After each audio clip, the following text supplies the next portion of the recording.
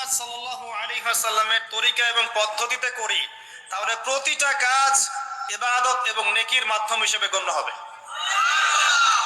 সকালবেলা উঠেছেন, ঘুম থেকে উঠলেন, উঠে দোয়া পড়লেন। কি দোয়া পড়লেন?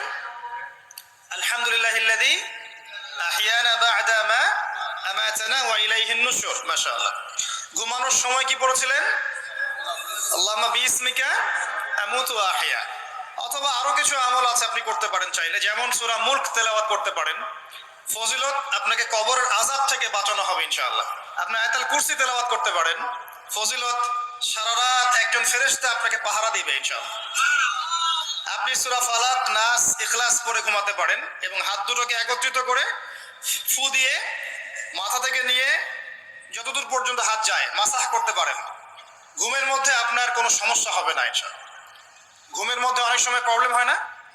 দুঃস্বপ্ন দেখে, মানুষ ভয় পায়, অস্থির হয়ে পড়ে।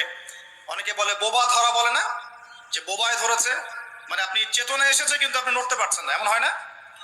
হয়নি কখনো জীবনে?